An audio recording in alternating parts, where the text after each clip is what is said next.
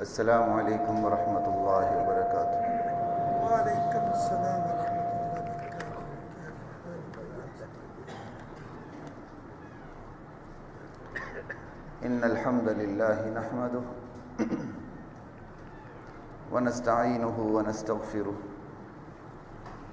ونؤمن به ونتوکل علیہ ونعوذ باللہ من شرور انفسنا ومن سیئات اعمالنا من يهده الله فلا مضل له ومن يضلله فلا هادي له ونشهد أن لا إله إلا الله وحده لا شريك له ونشهد أن محمدا عبده ورسوله أما بعد فأعوذ بالله من الشيطان الرجيم بسم الله الرحمن الرحيم يا أيها الذين آمنوا قوا أنفسكم وأهليكم نارا۔ ایمان والو، بچا لو اپنی جانوں کو اور اپنے گھر والوں کو جہنم کی آگ سے۔ وقودها الناس والحجارہ، جہنم کی آگ وہ آگ ہے جس کا ایندھن انسان اور پتھر ہے۔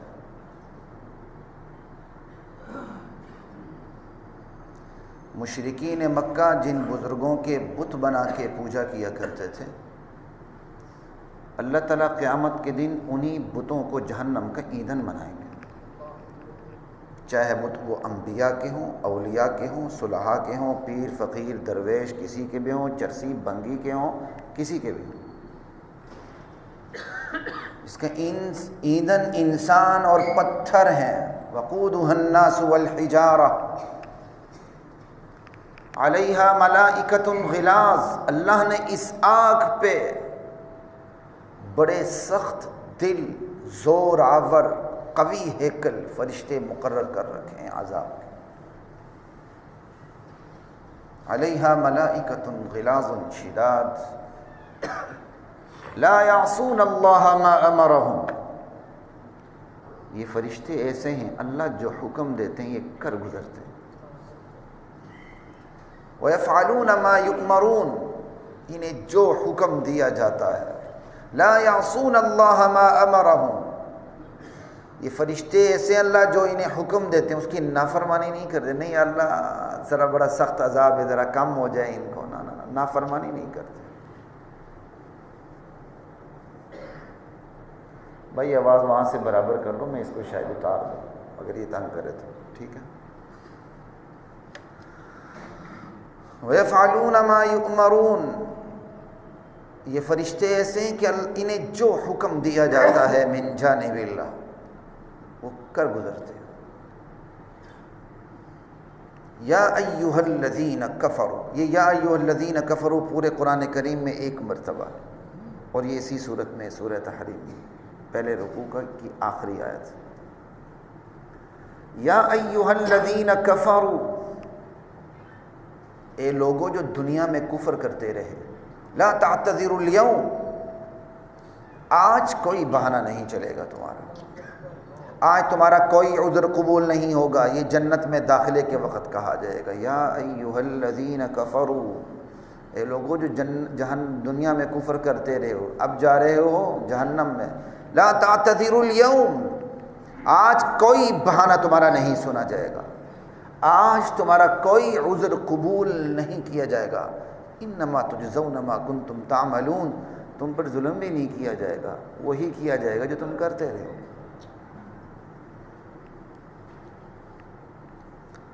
حضرات محترم، اللہ جل جلالہ نے انسانی سعادت کا دار و مدار، انسانی کامیابی کا دار و مدار دو چیزوں پہ رکھی ہے۔ انسانی سعادت کا مدار دو چیزوں پہ ہے۔ جمعے کی نشست ہوتی ہے، مختصر نشست ہوتی ہے، اور میری کوشش ہوتی ہے کہ میں آپ کے ساتھ جزئیات پہ بات کرنے کی بجائے اصول پہ بات کروں۔ بندہ جب اصول سیکھ لیتا ہے تو پھر جزئیات پہ تطبیق، اس کی اپلیکیشن خود شروع کر دیتا ہے۔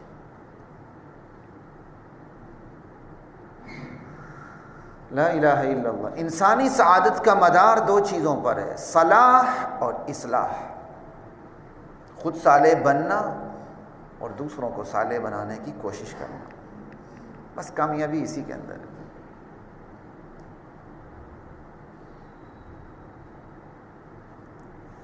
آج ہمارے تربیتی ادارے، مراکز ناکام کیوں ہیں؟ سوچنے کی بات۔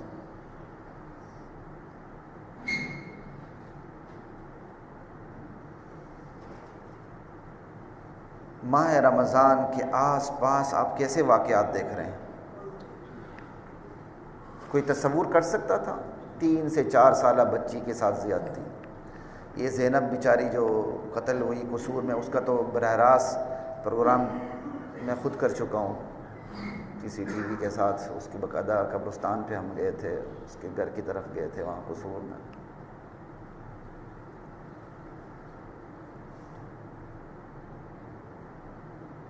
جرائم کی بڑی تفصیل آتی، لوگ مزے سے پڑھتے ہیں، پڑھنے کے بعد طریقہ سیکھ لیتے ہیں جرم کیسے کرنا ہے۔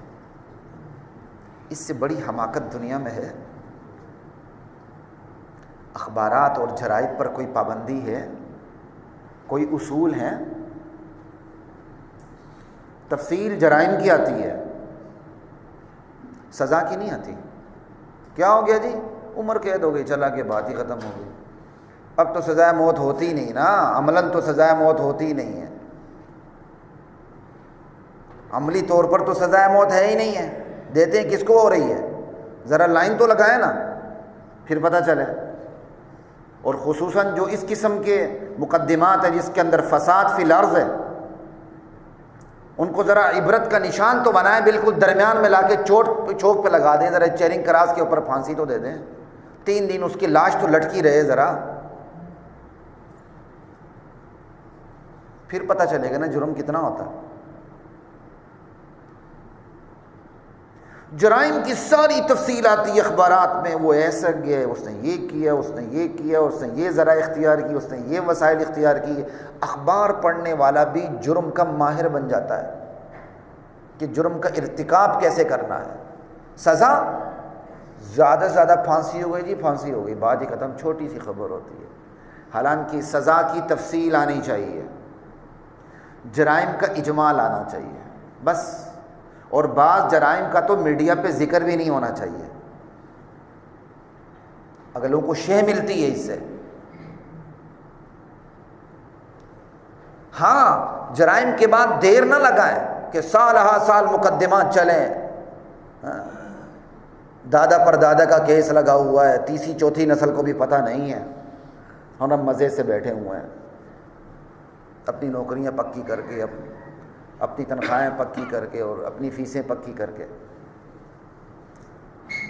3 دن لگائیں، ہفتہ لگائیں، اڑا دیں، اس اڑانے کی ساری تفصیل کے دیں جی 1 ہفتہ پہلے یہ ہوا تھا، اس کا انجام اب یہ ہے۔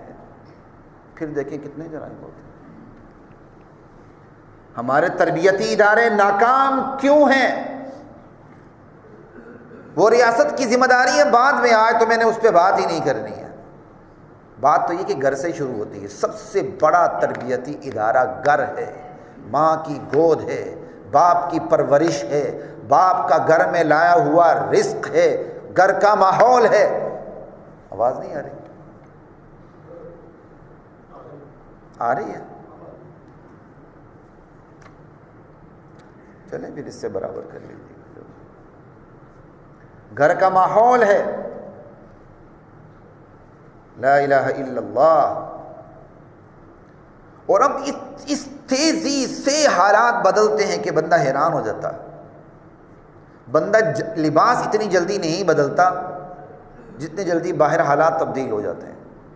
سوچنے سمجھنے کے انداز، رہن سہن کے انداز، میل جول کے انداز، تعلقات کے طریقے وتیرے کس تیزی سے تبدیل ہو رہے ہیں۔ ضرور ہوں لیکن درست سمت میں ہوں. لیکن سمت درست نہیں ہے. سمت تو پاکستان بنا ہی درست نہیں تھی بھائی. جس دن آپ پہلے دن ہی 1935 ایکٹ وہ آپ نے نافذ کر دیا تھا تو آپ نے تو سمت پہلے دن سے ہی غلط کر دی تھی. اس کو لے کے آپ بیٹھے ہوئے ہیں سیدھا کرنے کے لیے. آپ نے اس کا رخ ہی بالکل الٹ کر دیا ہے اور آپ اس کو سیدھا کرنے کی کوشش کر رہے ہیں. پتہ نہیں کب تک آپ سیدھا کرنے کی کوشش کریں گے. سیدھا کریں پھر زمانے کی ضروریات کے مطابق اللہ نے بڑی آپ کو اجازتیں دی ہیں, امینڈمنٹ کرتے چلے جاتے ہیں. آپ نے تو پہلے دن ہی اس کو اوندہ منہ کر دیا. خیر وہ ایک الگ دکھتی رگ ہے, اس پہ کیا بات کریں. بات تو یہ کہ گھر کے اندر کیا ہو رہا ہے. آج یہ حالات ہیں, بچوں کے ہاتھ میں قرآن دے کے بھیجے جاتے ہیں. میں نے خود دیکھے ہیں. میں مسجد سے نکل رہا ہوں, بچہ قرآن لے کے آ رہا ہے, سپارے لے کر آ رہا ہے, کوئی پھٹے ہوئے ہیں یا کچھ ایسے. کیا ماما نے کہا کہ یہ جا کے گھر مسجد میں رکھ دیں. میں کہا کیوں بھائی؟ میں کہا لے جاؤ اپنے گھر میں رکھو. گھر میں ٹی وی کی جگہ ہے, ساری خرافات کی جگہ ہے نہیں ہے, تو سپاروں کی اور قرآن کی جگہ نہیں ہے. یہ ہمارے حالات ہیں. گھر میں بتوں کی جگہ ہے, ڈرائنگ روم کے اندر جن بتوں کو توڑنے اللہ کے نبی تشریف لائے تھے, جن آلات موسیقی کو توڑنے اللہ کے نبی تشریف لائے تھے, ہم نے ان کو باقاعدہ مزین کر کے ڈرائنگ روم کی ہم نے ان کو زینت بنایا ہوا ہے. ہمارا ڈرائنگ روم اس وقت تک سجتا نہیں جب تک رحمت کے فرشتوں کا داخلہ ہم بند نہیں کرتے. بت نہیں ہوتے, جانداروں کی تصویریں نہیں ہوتی, آلات موسیقی نہیں ہوتے, سب کچھ ہوتا ہے. جانماز نہیں ہوگا, اور لیکن وہ سگریٹ کا جو دھواں بجھانے کے لیے, اور اس کا کیا کہتے ہیں اس کو, ہمیں تو اللہ کا شکر ہے نام بھی نہیں آتا, وہ بھی وہاں موجود. جانماز نہیں ہوگی لیکن وہ ہوگا. یہ حالات ہیں. پھر کہتے ہیں تبدیلی آئے گی. حکومتیں بدلنے سے تبدیلیاں نہیں آتی. جہاں کسی دور میں قرآن کی تلاوت کی آواز آ جایا کرتی تھی, آج وہاں گانے نغمے گونجتے ہیں. الحمدللہ گانے قوالیوں کی سننے کی عادت نہیں ہے, لیکن بعض آوازیں ایسی ہیں سن کے بتا دیتا ہوں یہ فلاں ہے. کیا ماحول کا اثر ہے؟ اللہ نے جمالیاتی ذوق تو رکھا ہے ہر ایک میں, اگر وہ درست سمت میں ہو تو درست ہے, غلط سمت میں ہو تو غلط. جو سنتے ہیں ان کا کیا حشر ہوگا. جنہیں گانوں کی لت پڑ جائے, جنہیں قوالیوں کی عادت پڑ جائے, مجھے بتائیں انہیں قرآن میں مزہ کیسے آئے گا. انہیں قرآن میں مزہ کیسے آئے گا. جنہیں ناولوں کی لت پڑ جائے, جنہیں مغربی مفکرین کی کتابیں رکھنے کی لت پڑ جائے کہ اسی کو پڑھیں, انہیں سیرت النبی کا مطالعہ کرتے ہوئے مزہ کیسے آئے گا. جنہیں خرافات میں, جن کا دل خرافات میں لگے, رسوم اور رواج میں لگے, سنت رسول اللہ پہ عمل کرتے ہوئے انہیں چین کیسے ملے گا, سکھ کیسے ملے گا, دل کو اطمینان کیسے ملے گا. ایسا نہیں ہوا کہ ہم یہاں ہندو ہیں, ایسا نہیں ہوا کہ باپ دادوں نے قرآن اٹھا کے رکھ دیا تھا. نہیں جی, ان گھرانوں کی بات کر رہا ہوں جن کے باپ دادے قرآن پڑھا کرتے تھے. آج انہی گھرانوں میں قرآن نہیں ہے,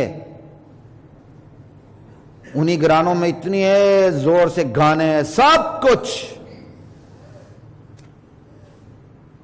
جن گھرانوں میں اجنبی عورت کی تصویر تک کا داخلہ محال تھا, ان گھرانوں کے اندر بہن بھائی ماں باپ سب مل کر برہنہ رقص دیکھتے ہیں, برہنہ اشتہارات چلتے ہیں, اور یہ چیزیں چلتی ہیں, بیٹھے ہوئے.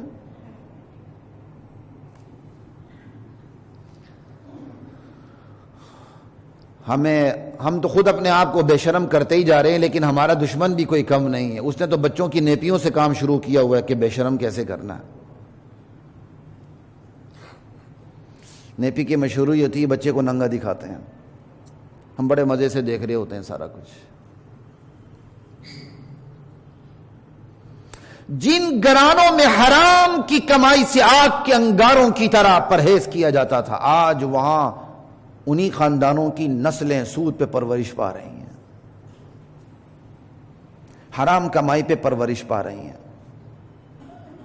کتنے لوگ ہیں جنہوں نے کبھی سوچنے کی کوشش کی ہے کہ جو ہم کاروبار کرتے ہیں وہ جائز ہے یا ناجائز ہے، اس کے اصول کیا ہیں؟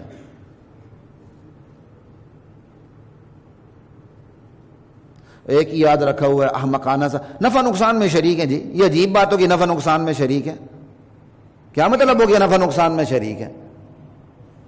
مضاربت میں تو سیدھا سیدھا نقصان ہی اس کا ہوتا ہے جو انویسٹر ہوتا ہے، کیپٹل اماؤنٹ جس کی ہوتی ہے، جو کام کرتا ہے صرف اس کی محنت جاتی ہے، یہ نفع نقصان میں شریک ہے۔ عجیب بات کرتے ہیں بھائی، کبھی پڑھے تجارت کے اسلامی اصول؟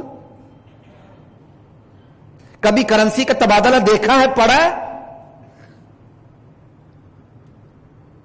تنخواہ کیسے حلال ہوتی کبھی سوچا ہے؟ فیس کیسے حلال ہوتی سوچا ہے؟ فیس کب لینی ہے، کب واپس دینی ہے، کبھی سوچا؟ حرام کی کمائی جیب میں جا رہی ہے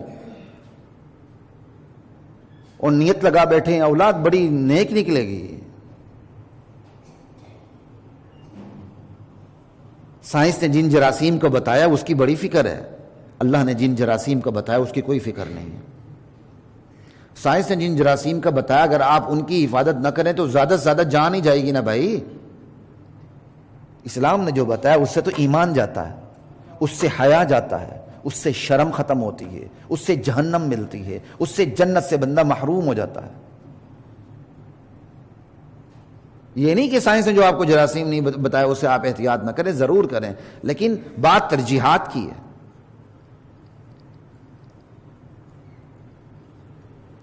جن گھرانوں میں پردہ ہوتا تھا، پردہ، عورت پردے میں نکلتے ہوئے بھی ہچکچاتی تھی۔ شریف عورت کی چال بھی بہت کچھ بتا دیتی ہے۔ جو گھروں سے نکلی نہیں ہوتی انہیں تو چلنا بھی نہیں آتا بھائی باہر۔ جن گھرانوں کی عورتیں برقعے میں بھی چلتے ہوئے ہچکچاتی تھیں انہی گھرانوں کی نسلیں برقعے سے بھی، دوپٹے سے بھی، بلکہ شلوار قمیض سے بھی آزاد ہیں۔ آج کی شلوار قمیض کوئی شلوار قمیض ہے؟ بندہ ننگ برنگ تو بدصورت ہے، اللہ تعالیٰ نے اس بدصورتی کے اوپر تو زینت لباس کا رکھا ہوا ہے۔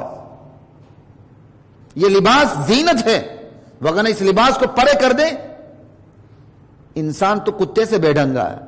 کتے کے اوپر اس کی کھال اس کا نیچرل لباس ہے، کھوتے کے اوپر اس کی کھال اس کے بال اس کا نیچرل لباس ہے۔ اللہ تعالیٰ نے ان کو قدرتی طور پر لباس عطا کر رکھا ہے۔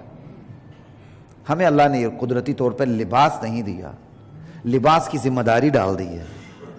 جب بندہ یہ لباس نہیں پہنتا نا تو جانوروں کی صف میں کھڑا کر دیں، جانور لباس میں ہوتا ہے، بندہ بے لباس ہوتا ہے۔ جو بے لباس ہوتا ہے وہ بے ڈنگا ہوتا ہے، جانور بے لباس نہیں ہے۔ جانور کا وہی قدرتی لباس ہے۔ انسان سے تو بڑا بے ڈنگا کوئی نہیں اگر یہ لباس میں نہ ہو تو۔ اور آج ہم اللہ کے گھر میں کیسے کیسے لباسوں میں آتے ہیں۔ یہ تو شکر ہے رمضان ہے ماشاءاللہ، آپ پھر بھی کچھ خیال کر کے آتے ہیں، لیکن رمضان میں بھی تراویحوں میں دیکھیں کیسے کیسے لوگ کپڑے پہن کے آتے ہیں۔ جو پہن کے آتے ہیں اس پہ تبصرہ کروں گا آپ کو برا لگے گا، اور جو حرکتیں ہم کرتے ہیں اس پہ ہمیں کوئی برا نہیں لگتا۔ کپڑا آگے سے نکلا ہوتا ہے، پیچھے سے گھسا ہوتا ہے۔ اب آپ کو برا لگے گا خطیب صاحب کیا کہہ رہے ہیں، صحیح کہہ رہا ہوں۔ یہ اللہ کے گھر میں آنے کا طریقہ ہے کہ آپ نے ایسا لباس پہنا ہو کہ آگے سے ابھرا ہوا پیچھے سے اندر گھسا ہوا ہے۔ اب کہیں گے جی خطیب صاحب برا کہہ رہے، برا نہیں کہہ رہے، صحیح کہہ رہا ہوں، آپ کو بتا رہا ہوں۔ کیا یہ کرنا درست ہے؟ اللہ کی بارگاہ میں، اللہ کی مسجد میں آپ اللہ کے پاس حاضری دینے آ رہے ہیں، آپ کس لباس میں آ رہے ہیں؟ اوپر 2 روپے کی شرٹ پہنی ہوئی ہے، سلوٹیں پڑی ہوئی ہیں، کروٹیں پڑی ہوئی ہیں، کوئی اس کا عطا پتہ نہیں، نیچے کسی اور رنگ کا آپ نے ٹراؤزر سا پہنا ہوا ہے۔ وہ ٹراؤزر بھی پتہ نہیں کون کون سے آج کل کے پتہ نہیں ٹراؤزر ہے کہ کیا نام ہے، وہ عجیب سی چیز ہے جو جلد کے ساتھ ایسی چمڑی ہوتی ہے، سب کچھ بایو ڈیٹا پتہ چلتا ہے، سارا بایو ڈیٹا باہر ہوتا ہے۔ وہ کہتے ہیں جی نماز پڑھنے آ رہے، خدا کے لیے کسی کی نماز خراب نہ کرے، آپ کی بہت مہربانی اپنے گھر پہ رہا کریں۔ کسی نے مولوی صاحب نے کسی سے پوچھا تھا نا، کسی نے مولوی صاحب سے مسئلہ کہ جی اس طرح نماز ہوتی ہے؟ کہتا پتہ نہیں اس کی تو ہوتی ہوئی، جو پیچھے اس کی نہیں ہوتی، جو پیچھے کھڑا ہے۔ سمجھا یہ بات کی؟ سارا بایو ڈیٹا حشر نشر کر کے ہم آ جاتے ہیں، اللہ پہ بڑا احسان کرتے ہیں جی رمضان میں ہم آ رہے ہیں، تشریف لا رہے ہیں۔ نہ لائے کریں تشریف، حاضر ہوا کریں، حاضر۔ اللہ کی بارگاہ میں حاضری دینی پڑتی ہے، تشریف نہیں لایا جاتا۔ رمضان کی بھی ہمیں قدر نہیں ہے، خدا کی قسم۔ آپ کا لباس بتائے آپ اللہ کی بارگاہ میں حاضری دینے کے لیے آ رہے ہیں، آپ کا لباس بتائے آپ اللہ سے ملاقات کی تیاری کر کے آ رہے ہیں، سمجھے؟ آپ کا لباس بتائے آپ اللہ سے ملاقات کے لیے حاضر ہو رہے ہیں، وہی خشوع خضوع آپ کے اوپر اثر انداز ہو رہا ہوتا ہے۔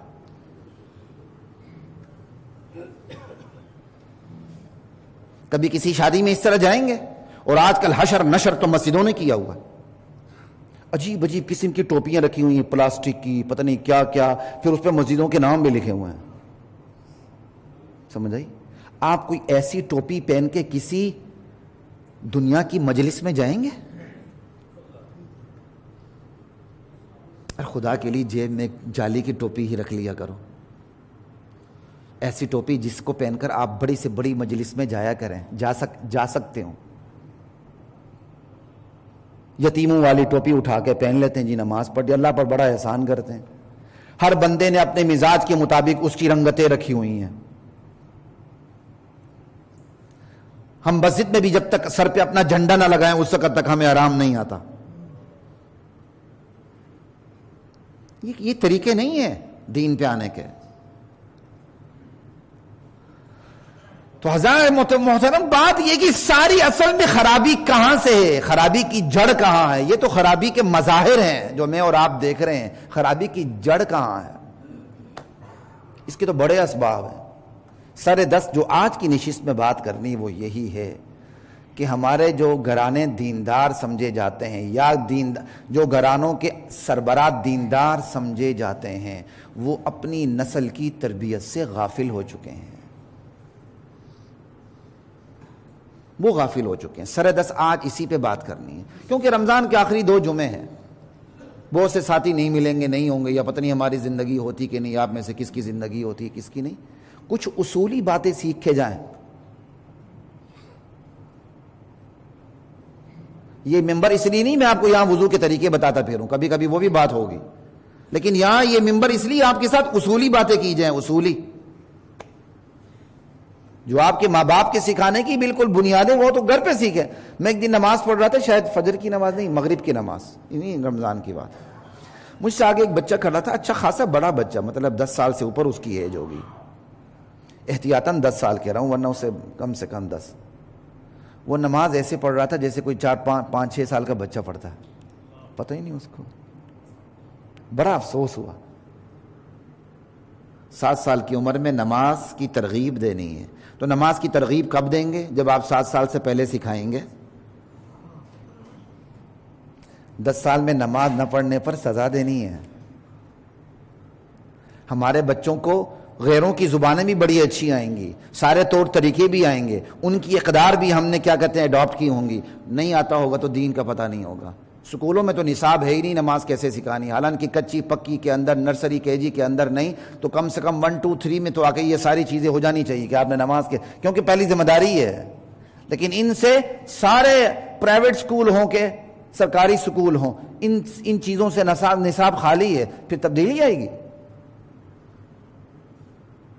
اب اگر یہ نصاب کے اندر نہیں تو یہ ذمہ داری تو والدین کی ہے، اور ان والدین کی بات نہیں کر رہا جو بے دین ہے، بات تو ان کی ہو رہی جو دیندار ہے، اپنی ذات میں بڑے نیک ہوں گے، 5 نہیں 7 وقت کے نمازی ہوں گے، تہجد گزار بھی ہوں گے، چاش بھی پڑھیں گے، اشراق بھی پڑھیں گے، نوافل بھی ادا کریں گے۔ ان کے گھر والوں کو آپ دیکھیں تو سربراہ کے اندر جو خوبیاں ہیں ان میں سے ایک خوبی بھی گھر کے کسی فرد میں نظر نہیں آتی، نہ بچوں میں نہ بچیوں میں۔ سربراہ بڑا نیک ہے، بچیوں کو لباس دیکھے تو پتہ چلتا ہی تھے تو کوئی یا کیا کہتے ہیں اس کا تعلق یا انگریزوں سے یا ہندوؤں سے۔ سربراہ بڑا نیک ہے، بچے کو دیکھو تو پتہ چلتا ہے کہ بھائی یہ تو کسی ہندو کا بیٹا لگتا، مسلمان کا تو بیٹا لگتا ہی نہیں۔ کیوں بھائی؟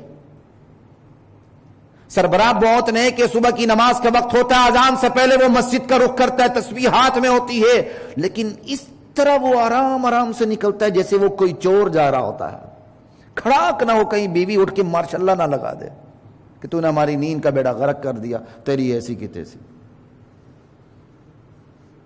حالانکہ میاں بیوی کو تو اگر نہ اٹھے تو ایک دوسرے پر پانی چھڑک کے اٹھانا چاہیے، لیکن خیال سے ذرا، ہاں بعد میں میرے پاس نہ آ جائے آپ نے کیا مشورہ دیا، سر پھڑوا کے آپ کے پاس آیا ہوں۔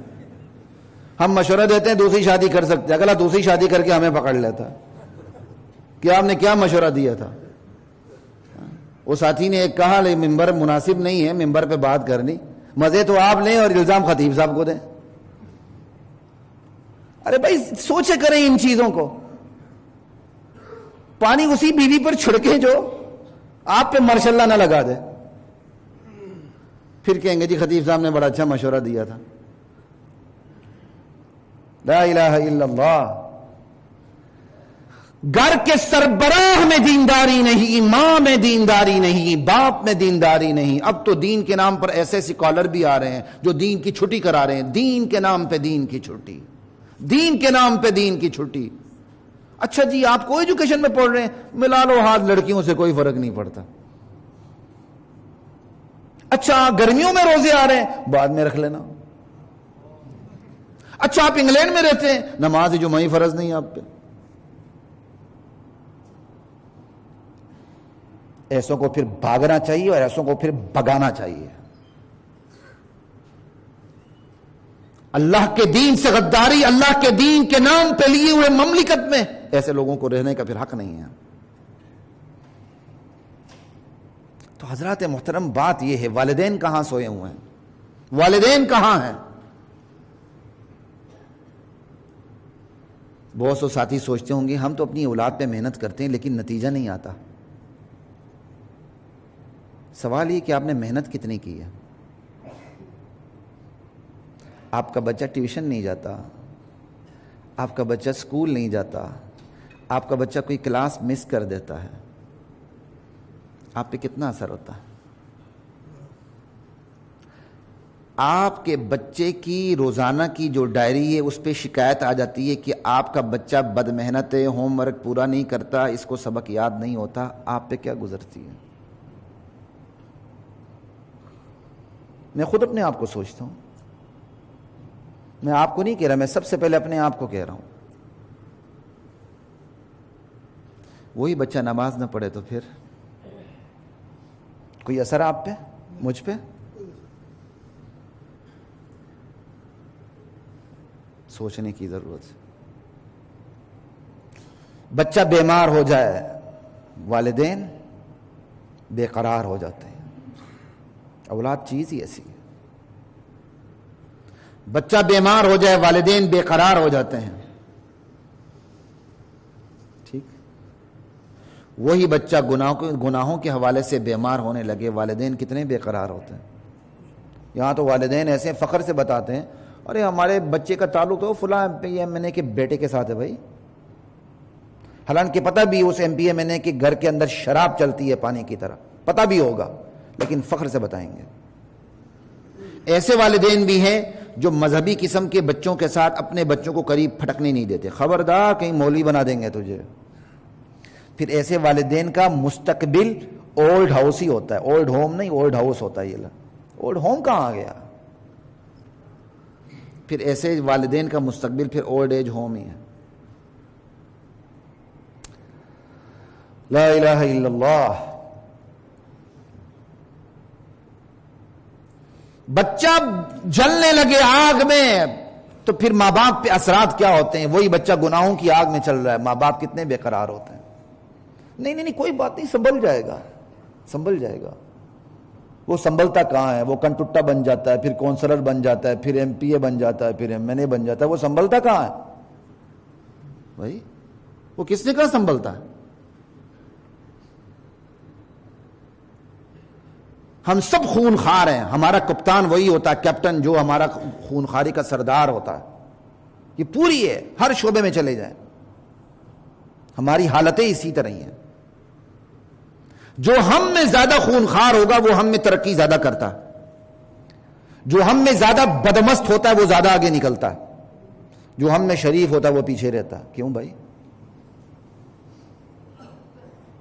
یہ دیکھیں یہ معاشرہ کس نہج پہ پہنچ چکا ہے. کہتے ہیں جی ایک مچھلی سارے تالاب کو گندا کرتی ہے، پھر اسی پہ قیاس کرتے ہوئے کہتے ہیں ایک فرد ساری سوسائٹی کو خراب کرتا ہے. غلط ہے. ایک مچھلی تالاب کو گندا کر سکتی ہے، لیکن خدا کی قسم ایک فرد سوسائٹی کو خراب نہیں کر سکتا. سوسائٹی خود خراب ہوتی ہے. بھئی اچھے سوسائٹی میں غلط بندے کا گزر ہی کیسے ہو؟ سوسائٹی اچھی ہو تو اس کے اندر گناہ کا گزر نہیں ہوتا.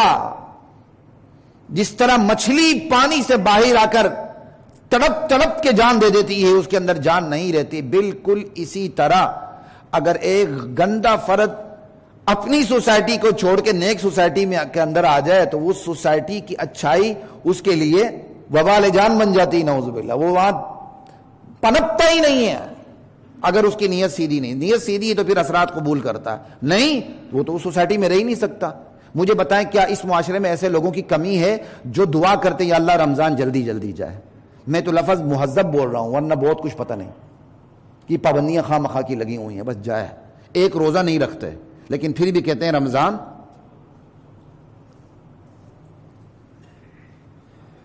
لا الہ الا اللہ. تو حضرات محترم، سوال یہی ہے، والدین غلط فہمی میں نہ رہے. ہم نے بڑی کوشش کی تھی، لیکن سوال یہ کہ آپ نے کوشش کتنی کی ہے. آپ کا بچہ بیماری سے جلنے لگتا ہے، آپ کا بچہ بیمار ہو جاتا ہے، آپ کا بچہ خدا نخواستہ آگ میں جلنے لگتا ہے، بچہ بیمار ہو جاتا ہے، آپ میں کتنی تڑپ پیدا ہوتی ہے.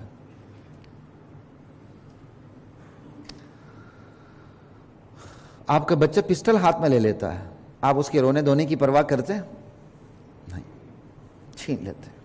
کیوں؟ آپ کو پتہ ہے نفع نقصان کس میں. وہی بچہ دین کے حوالے سے بہرا روی کا شکار ہو جاتا ہے، گناہوں کی آگ میں جلنے لگتا ہے، روحانی طور پہ بیمار ہو جاتا ہے، شراب کی بوتل ہاتھ میں پکڑ لیتا ہے. سب سے پہلے تو کام سموکنگ سے شروع ہوتا ہے نا. کتنے اثرات پڑتے ہیں.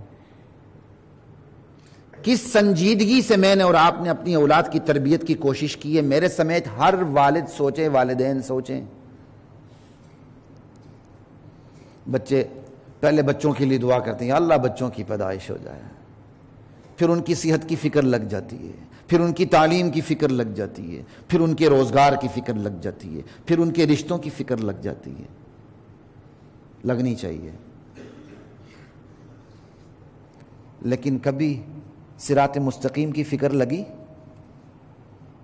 جانماز بچھایا، یا اللہ میرے بچے کو نیک کر دے، یا اللہ میرے بچے کو ایک کر دے، یا اللہ میرے بچے کو تقوی داروں کا امام بنا دے، پیشوا بنا دے، اس سے ہدایت کے سرچشمے پھوٹیں.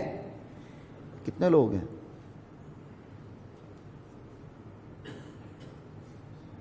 یا چلیں جی آپ کا بچہ دیندار نہیں بنتا، ڈاکٹر بنے، کیا کہتے ہیں، عالم نہیں بنتا، ڈاکٹر بنے، انجینئر بنے، وکیل بنے، سائنٹسٹ بنے، جو بھی بنے، لیکن صحیح پہلے مسلمان بنے.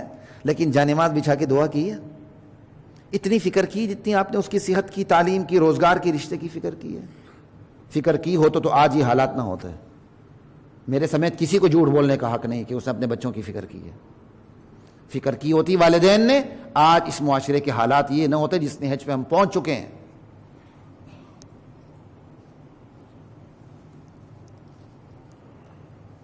سوال یہ حضرات محترم، وقت بھی کم ہے، سوال یہ ہے کہ چلیں جی اب آ گئی بات تربیت کی، تو تربیت کس سرے سے شروع کریں؟ تربیت کا سرا کیا ہے؟ تربیت کا مرکز کیا ہے؟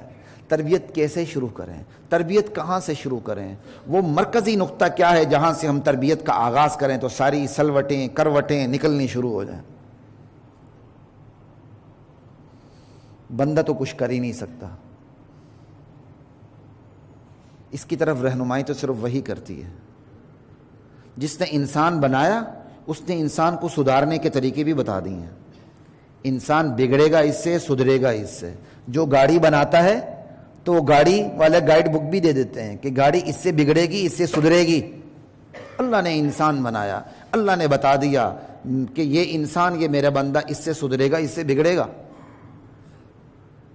اور اللہ تعالیٰ نے اس کے لیے انبیاء کا نزول فرمایا، پیغمبر آئے، تربیت کی، وہی ایک آدھ واقعہ سن لیں تو آگے چلتے ہیں.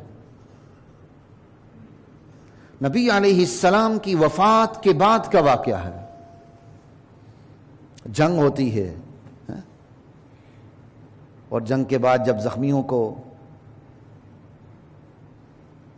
کا خیال کیا جاتا ہے تو ایک بھائی غالباً چچا زاد بھائی اپنے چچا زاد بھائی کو تلاش کرنے میدان میں گھومتا ہے. کسی دور میں نے چچا زاد بھائی پڑھا تھا, کل میں نے پڑھا تو صرف بھائی لکھا ہوا تھا, لیکن مجھے میری یاداشت میں ہے کہ میں نے چچا زاد بھائی پڑھا ہوا. گھومنے تلاش کرنے گیا, دیکھا تو کہ اس چچا زاد بھائی کی آخری حالتیں, بل بلا رہا ہے پیاس سے, آخری حالتیں, پانی کا پیالہ لے کے گیا ہوا ہے کہ آخری وقت میں پانی ہی پلا دوں. پانی کا پیالہ لے کر گیا تو اس بل بلاتے زخمی نے دوسرے زخمی کی طرف اشارہ کیا, پہلے میرے اس بھائی کو پلا دو. اور اگر یہ بات یہاں ختم ہو جاتی نا تو یہ انسانیت کے ماتھے کا جمر ہے, یہ اتنی ہی بات کافی تھی. لیکن بات یہاں ختم نہیں ہوتی. اس دوسرے کے بعد جب وہ پانی کا پیالہ گیا, اس نے کہا اس تیسرے کو پہنچا دو. سلسلہ چلتا جا رہا ہے. جب آخری زخمی کے پاس پیالہ پہنچا تو وہ دم توڑ چکا تھا. وہ دوڑتے ہوئے دوسرے کے پاس ہے, وہ بھی دم توڑ چکا تھا. وہ دوڑتے ہوئے پہلے کے پاس ہے, وہ بھی دم توڑ چکا تھا. یہ کیا تربیت ہے؟ یہ کن لوگوں کی تربیت ہے؟ یہ ان لوگوں کی تربیت ہوئی جو گھوڑے بڑھانے پہ جھگڑا کرتے تھے. سالہ ہا سال پش در پش ان کی دشمنیاں چلا کرتی تھیں. الطاف حسین حالی مرحوم نے پورا نقشہ کھینچا نا, کہیں گھوڑا بڑھانے پہ جھگڑا, کہیں کیا کسی اسکول لائف میں کبھی پڑھا تھا, کہیں پانی پلانے پہ جھگڑا, کہیں گھوڑا دوڑانے پہ جھگڑا, ایسا کچھ. اس قوم پہ محنت کی بھائی, اس قوم پہ جو کسی کے قابو نہیں آتی تھی, پھر ایسی قابو آئی, ایسی قابو ہوئی, جان دے رہے ہیں اور اگلے کی جان کی فکر ہو رہی ہے. یہ تربیت کہاں ہو رہی ہے؟ اس پہ سوچنے کی ضرورت ہے. یہ تربیت کا مرکزی نقطہ کیا ہے؟ یہ واقعہ بتا رہا ہے. وقتی انتظامات, تربیت نام وقتی انتظامات کا نہیں ہے. کیا آپ وقتی انتظامات کر دیں تربیت ہو گئی؟ نہیں نہیں نہیں, کبھی نہیں. لا الہ الا اللہ. نبی علیہ السلام کی دربار میں ایک مہمان آتے ہیں. حضور کے گھر میں کچھ نہیں. حضور کہتے ہیں کون میرے اس مہمان کی مہمانی کرے گا؟ ابو طلحہ انصاری آگے بڑھتے ہیں, یا رسول اللہ میں موجود ہوں. مہمان کو اپنے گھر لے جاتے ہیں. گھر جا کے پتہ چلتا ہے بھائی کھانا تو کم ہے. مشورہ یہ ہوتا ہے بچوں کو سلا دیا جائے. پھر بھی کھانا کم ہے, کیونکہ عربوں کا رواج اور ہمارا بھی رواج, اور یہ رواج ہونا چاہیے. یہ نہیں کہ آپ مہمان کے سامنے کھانا رکھ دیں, خود آرام سے بیٹھے. وہ مہمان بیچارہ کھائے گا کیسے بھائی؟ ہم تو پوچھتے ہی نہیں نا. کھانے کے وقت چائے کا پوچھتے ہیں, چائے کے وقت پانی کا پوچھتے ہیں. نہیں نہیں نہیں یار کھا کے جائیں یار. نہیں نہیں نہیں, اچھا آئندہ آنا نا, ضرور کھانا ہے آپ نے میرے پاس. اچھا یہ ہمارا طریقہ ہے. یا گھر میں پوچھتے ہی نہیں, کہیں ہاں ہی نہ کر دے. جب گھر کے باہر پہنچ جاتے ہیں, اوہو یار کھانا کھا کے جاتے ہیں, چائے پی لیتے. جیسا بندہ ہوتا ہے ہم ویسا اس سے سلوک کرتے ہیں. اپنے مفادات کی روشنی میں مہمان کے ساتھ سلوک کرتے ہیں. غریب رشتہ دار کو منہ نہیں لگاتے, امیر دوست کے جوتے صاف کرتے ہیں. یہ مفادات کی دنیا ہے. بہرحال ابو طلحہ انصاری, مشورہ یہ ہوتا ہے بچوں کو سلا دیا جائے, اور جب کھانا رکھ دیا جائے مہمان کے سامنے تو دیا بجھا دیا جائے, تاکہ اسے احساس ہی نہ ہو کہ میزبان نہیں کھا رہا. رکھ دیا گیا کھانا, دیا بجھا دیا گیا کسی طرح طریقے کے ساتھ. میزبان کو پتہ ہی نہیں چلا کہ مہمان کو پتہ ہی نہیں چلا کہ میزبان کھا نہیں رہا, اور میزبان نے سیر ہو کے آرام سے کھایا. یہ واقعہ کیا بتا رہا ہے؟ یہ تربیت کس جگہ ہو رہی ہے, کس مرکزی نقطے پہ ہو رہی ہے؟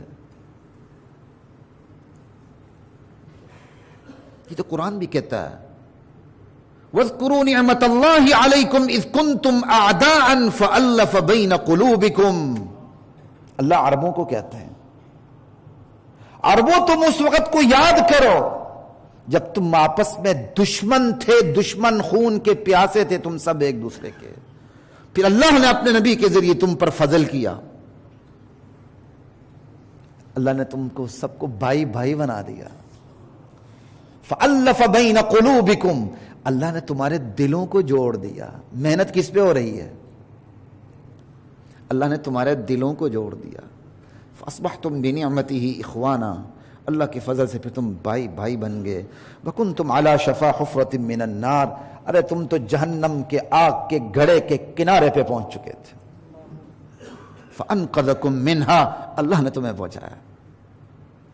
پھر اسی سے آگے آیت ہے وَلْتَكُمْ مِنْكُمْ أُمَّةٌ يَدْعُونَ إِلَى الْخَيْرِ وَيَأْمُرُونَ بِالْمَعْرُوفِ وَيَنْهَوْنَ عَنِ الْمُنْكَرِ وَأُولَٰئِكَ هُمُ الْمُفْلِحُونَ. تم میں ایک جماعت مستقل ایسی ہونی چاہیے جس کے 24 گھنٹہ کام یہی ہو، امر بالمعروف نہیں عن المنکر. وہ زندگی کا اوڑھنا بچھونا اسی کو بنا لے، نیکی کی ترغیب دے، برائیوں سے روکے، یہی گروہ فلاح یافتہ ہے. کتنے والدین ہیں جو اس آیت پر عمل کرنے کے لیے بے قرار ہیں کہ میرا بچہ اس آیت کا مصداق بن جائے، میری بچی اس آیت کا مصداق بن جائے، کہ میرا بچہ اور میری بچی ایسی ہو اور ایسی تعلیم حاصل کرے کہ زندگی میں اوڑھنا بچھونا امر بالمعروف نہیں عن المنکر کو بنا لے. پھر کہتے ہیں تبدیلی آئے. اب بھائی تبدیلی کے نعروں سے نہیں آتی، عمل سے آتی ہے. پھر اسی سے آگے جا کے آیا تھے کنتم خیر امہ، تم بہترین امت ہو، اخرجت للناس، تمہیں لوگوں کے نفع رسانی کے لیے تمہیں بھیجا گیا ہے. تأمرون بالمعروف، تمہاری شان یہ ہے تم اچھائیوں کا حکم دیتے ہو. وتنہون عن المنکر، تمہاری شان یہ تم برائیوں سے روکتے ہو. وتؤمنون باللہ، اصل شان یہ ہے کہ تم اللہ پہ ایمان رکھتے ہو، اللہ کی وحدانیت پہ. آج بڑے بڑے دیندار ہوتے ہیں، بس بچے کو حفظ کرانا کافی سمجھتے ہیں، پیچھے ہٹ جاتے ہیں. ارے بھائی کبھی عالم بھی بنا لو. علم دین آپ کو دنیاوی تعلیم سے تو نہیں روکتا. یہ آپ کا برخوردار آپ کے سامنے بیٹھا ہوا، میرے علم دین نے مجھے دنیاوی تعلیم سے روکا. الحمدللہ کئیوں سے بڑھ کر تعلیم ہے کچھ نہیں میرے اندر. ڈگریوں کی بات ہو تو میں آپ کو سیدھی بات بتا رہا ہوں، ڈگریاں کسی سے کم نہیں. میری ایجوکیشن 4 ڈائمینشنل ہے الحمدللہ.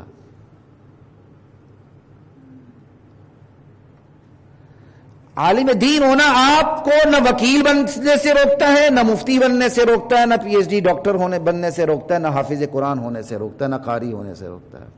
حفظ قرآن کی رت بالکل الگ لائن ہے، لا بالکل الگ لائن ہے، دنیا کی تعلیم پی ایچ ڈی تک بالکل الگ لائن ہے. دین کی تعلیم درس نظامی مکمل تک پوری الگ لائن ہے. جب آپ اپنے بچوں کو لائیں گے نا تو اس برکت اتنی پڑے گی آپ حیران ہو جائیں. بچہ بعد میں خود ہی حیران ہو گئے میں نے اتنی تعلیمیں کیسے حاصل کر لی. آج مجھے خود سمجھ نہیں آ رہی کہ میں نے کس طرح پڑھا ہے. یقین کریں واللہ میں مبالغہ نہیں کر رہا، میں خود حیران ہوں کہ میں نے پڑھا کس طرح، حالانکہ میرے اندر کچھ بھی نہیں. جو ہے اللہ کی رحمت ہے، نبی علیہ السلام کی تعلیمات کی برکات ہیں، ماں باپ کی دعائیں، اساتذہ کے جوتے سیدھے کی. میں آج بھی اپنے سکول کے استاد، میں ایک نام تو لیتے ہوئے بڑے فخر سے نام لیتا ہوں، میرے رمضان بٹی صاحب میرے 6ٹھی کلاس کے استاد تھے، آج بھی میرا ان سے تعلق ہے. ان کے جوتے سیدھے کرنا بھی میں اپنے لیے فخر سمجھتا ہوں. دین کے دیگر استاد تو ہیں ہی ہیں، اسی طرح اور میرے بڑے اساتذہ ہیں جن سے میں پڑھتا رہا ہوں. آج بھی جس شفقت سے ملتے ہیں تو میرا تو دل تو مجھے اس وقت کامیابی کا پتہ چلتا ہے کہ جب اساتذہ سے ملاقات ہوتی ہے. میں کلینک پہ گیا ہوں، پیتھک دوائی لینی تھی، تو میرے جن سے میں فزکس پڑھتا رہا ہوں 9th 10th میں، ان سے اچانک میری ملاقات ہو گئی. وہ ایک کالج میں پروفیسر ہیں. اب وہ اپنی تعریف ہوتی بات کرتے، انہوں نے ایک جملہ میرے بارے میں کہہ دیا بڑے قریب آ کے سرگوشی میں. مجھے اتنا مزہ ہے مجھے بھولتا ہی نہیں.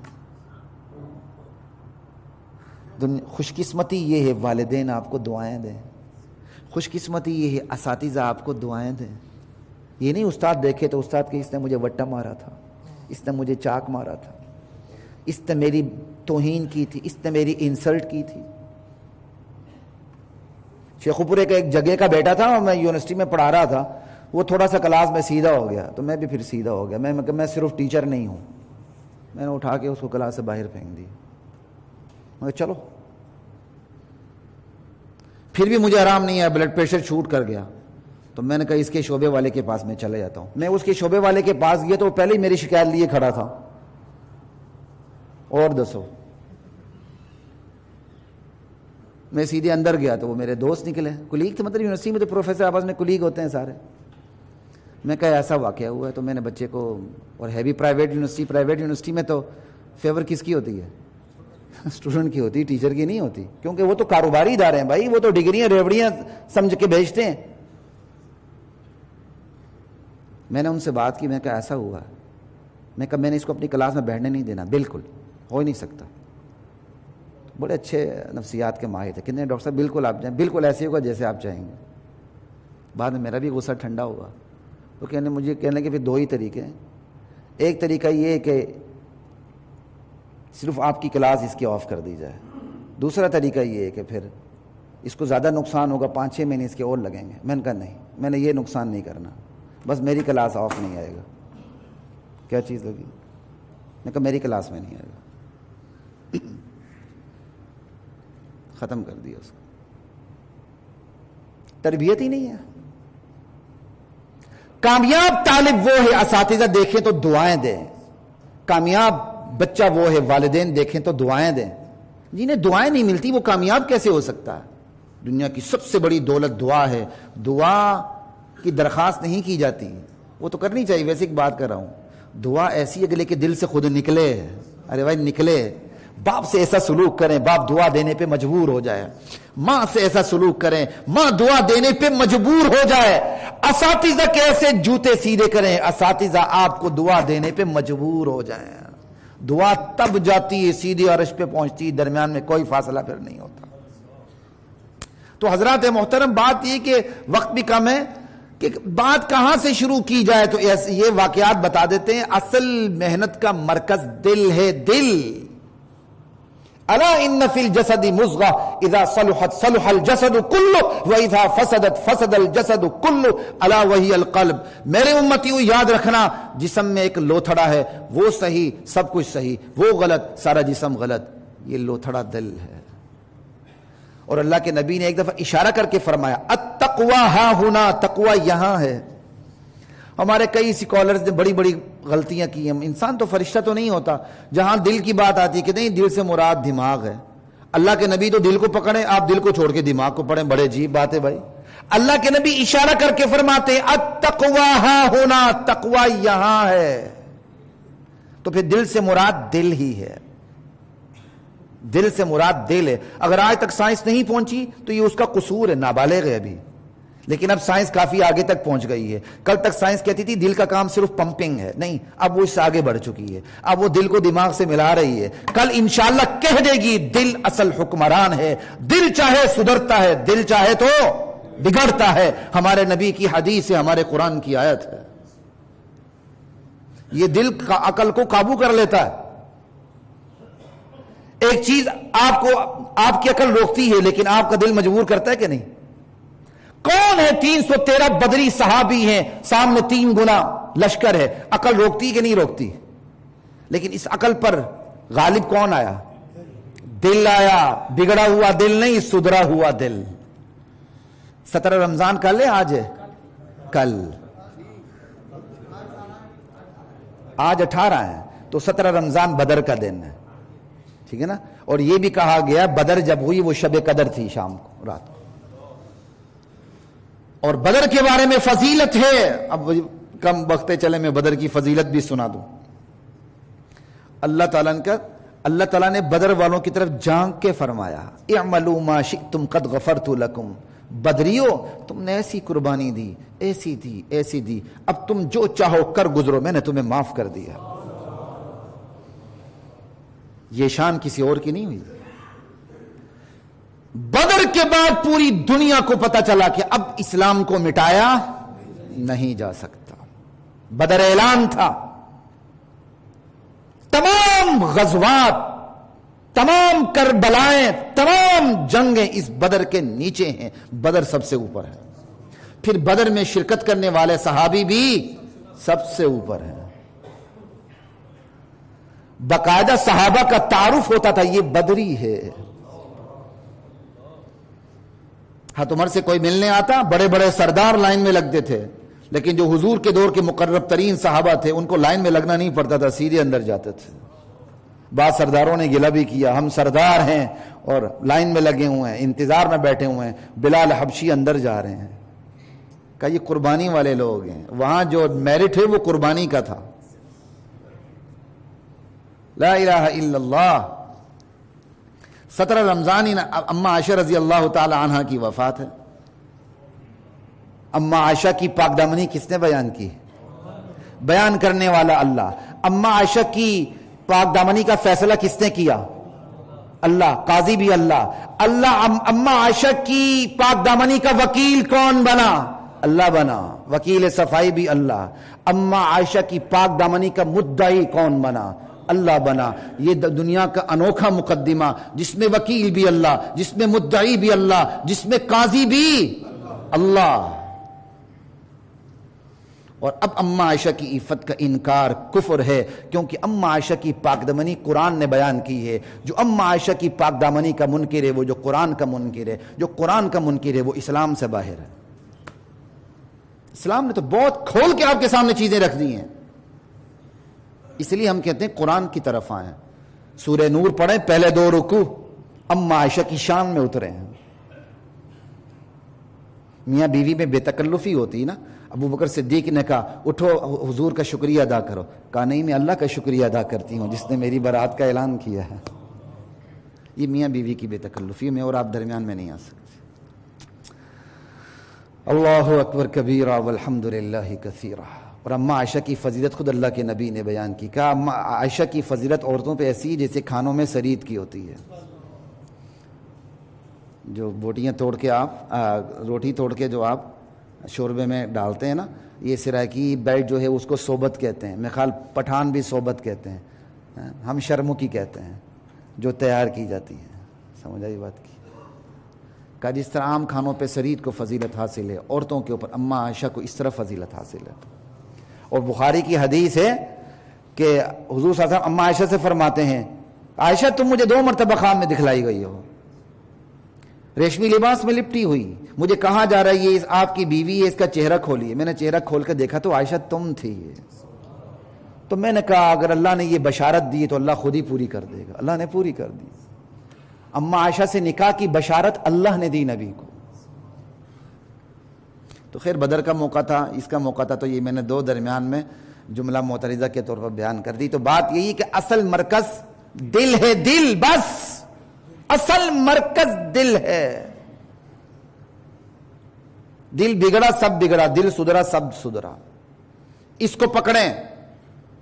انبیاء کی محنت کا مرکز دل رہا ہے. انبیاء نے خواہشات کی تکمیل کی بات اللہ ذوالجلال کی قسم کبھی نہیں کی کہ ہمیں مان لو ہم تمہاری ساری خواہشات پوری کر دیں گے. نہیں، انبیاء نے کہا آؤ گے فاقے کرنے پڑیں گے، قربانی دینی پڑے گی، جان دینی پڑے گی، مال دینا پڑے گا. انبیاء نے خواہشات کو قابو کرنا سکھایا ہے. خواہشات کی تکمیل کی بات انبیاء نے کبھی نہیں کی. آج حکومتیں خواہشات کی تکمیل کی بات کرتی ہیں. ہمیں ووٹ دو ہم تمہارے دن پھیر دیں گے، روٹی کپڑا مکان نہ کل آیا نہ آج آئے گا انشاءاللہ. سمجھ آئی بات کی؟ انبیاء نے یہ کبھی بات نہیں کی. انبیاء نے خواہشات کو کنٹرول کرنے کی بات کی ہے ہمیشہ. یہ بات یاد رکھی ہے. یہی انبیاء کا تو فرق ہے. یہ تو انبیاء کی امتیازی شان ہے. کیسی عجیب دعوت ہے. آؤ کامیابی کیا ہے؟ مال بھی دینا پڑے گا، جان بھی دینی پڑے گی، عزتوں پر بھی وہ ہاتھ اٹھیں گے، لیکن بالآخر انجام جا کے اللہ کی رضا ملے گی، جہنم سے بچاؤ ملے گا، جنت ملے گی، سب ملے گا. پھر جو کھویا وہ سارا ملے گا، اس سے بڑھ کے ملے گا پھر. لیکن پہلے قربانی دینی ہوگی، آنا ہوگا، خواہشات پر پاؤں رکھنا ہوگا. انبیاء نے خواہشات کی تکمیل کی بات کبھی نہیں کی.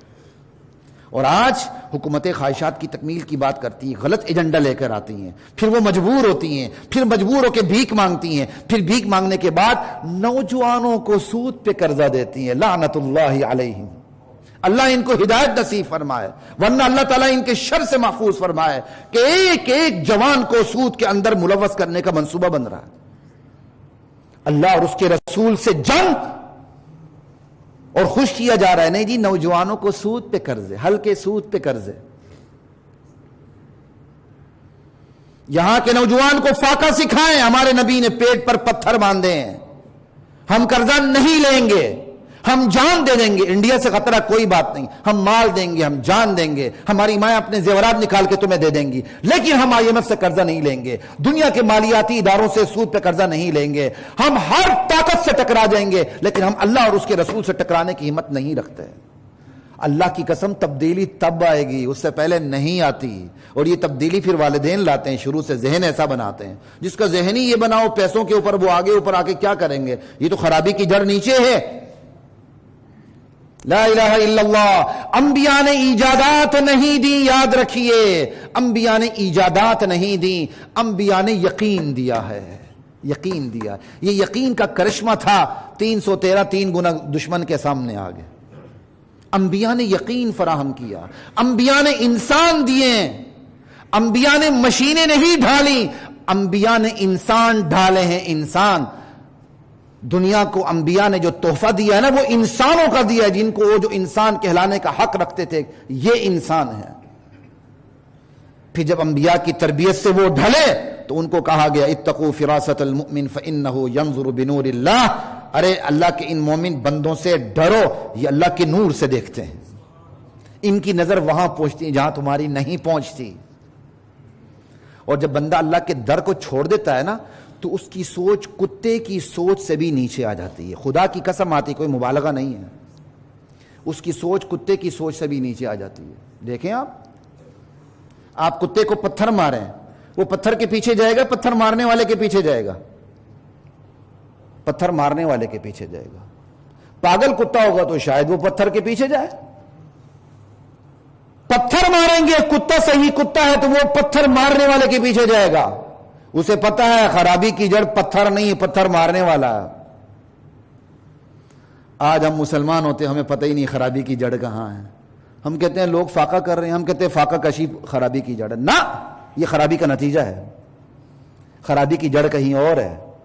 آپ کا سودی نظام ہے، خدائی نظام سے بغاوت ہے، جس کے نتائج فاقہ ہے، جس کے نتائج معاشی تباہی ہے، جس کے نتائج معاشرتی تباہی ہیں۔ آج ہم نتائج کو جڑ سمجھ کے بیٹھے ہوئے ہیں کہ یہ خرابیوں کی جڑ ہے، نہیں بھائی، آج ہماری عزتیں لٹ رہی ہیں، یہ خرابی نہیں، خرابی کا نتیجہ ہے، خرابی کی جڑ کہیں اور ہے، جہاں تربیت کا فقدان ہے۔ لا الہ الا اللہ واللہ اکبر۔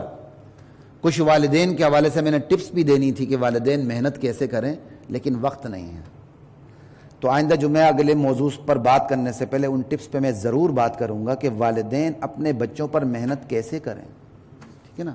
تو حضرات محترم، بات یہی ہے کہ انبیاء کے طریقہ کار پر آئیں، دل پر محنت کرنے کو ترجیح دیں، صرف دماغ نہیں، دماغ میں تو آج کل معلومات بڑھ رہے ہیں، آج کی تمام تربیتی ادارے، تعلیمی ادارے دماغ میں معلومات کو ٹھونس رہے ہیں، دماغ میں معلومات کو ٹھونس کے کس کے لیے سوچ رہے ہیں کہ یہ معدے کا پلاٹ اپنے لیے کام کر سکے۔ آج تعلیم کا مقصد روزگار ہے، ملازمت ہے، زیادہ شادی ہے، حالانکہ تعلیم کا مقصد کبھی بھی روزگار نہیں رہا، تعلیم کا مقصد صرف شعور ہے، بھلے روزگار آپ کو ملے نہ ملے، روزگار تو سیکنڈری چیزیں ہیں بھائی، رشتے سیکنڈری چیزیں، تعلیم کا اصل مقصد شعور ہے، شعور، آپ انسان بنیں، سمجھائی؟ تو آج ہمارے یونیورسٹیوں میں یہ چیز نہیں، وہ دماغ میں معلومات کو ٹھوس رہے ہیں تاکہ آپ اپنے معدے کو بھر کیسے سکیں، اس کو معدے کو بھرنے کا طریقہ آپ کو بتاتے ہیں کہ دنیا کو لوٹ کھسوٹ کے اپنے معدے کے پلاٹ کو آپ نے بھرنا کیسے ہے۔ انبیاء یہ کام نہیں کرتے. انبیاء فاقہ دیکھتے ہیں, انبیاء کو فاقہ دیکھنے سے جو دکھ ہوتا ہے وہ کسی اور کو نہیں ہوتا, لیکن انبیاء اس فاقہ کو جڑ نہیں سمجھتے, خرابی کی جڑ نہیں سمجھتے. وہ کہتے نہیں وقتی انتظام کر دیا, وقتی انتظام اپنی جگہ, لیکن وقتی انتظام کوئی حل نہیں. اس کا دیر پا حل یہی ہے کہ اصل تربیت کی طرف آئیں, دل کو بدلیں. جب دل صحیح ہوگا پوری کائنات صحیح ہو جائے گی, اور پھر جب معاشرت سدھرے گی, معیشت سدھرے گی. اللہ تعالیٰ خود قرآن میں کہتے ہیں یہ یہود و نصارہ اگر تورات اور انجیل کے احکامات کو خدا کی زمین پر اپنے دلوں پر نافذ کرتے تو آسمان اوپر سے بھی رزق برساتا, زمین نیچے سے رزق ابلتی.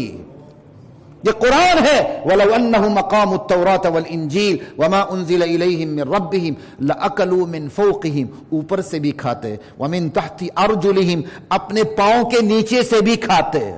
یہ قرآن کی آیت بتا رہا ہوں آپ کو, کوئی حدیث نہیں بتا رہا کہ آپ کہیں جی شاید یہ حدیث غلط ہے. تو حضرات محترم یہاں سے اٹھ کے جائیں, عزم کر کے جائیں کہ میں نے اور آپ نے اپنے اندر, اپنے گھر کے اندر, اپنے ماحول کے اندر, اپنے ماتحتوں میں, اپنے دفتروں میں, اپنے چیمبروں میں, اپنی دکانوں میں, اپنے مراکز میں تبدیلی کیسے لانی ہے. تبدیلی میرے اور آپ سے شروع ہوگی, محض نعروں سے شروع نہیں ہوگی. وآخر دعوانا الحمدللہ رب العالمین.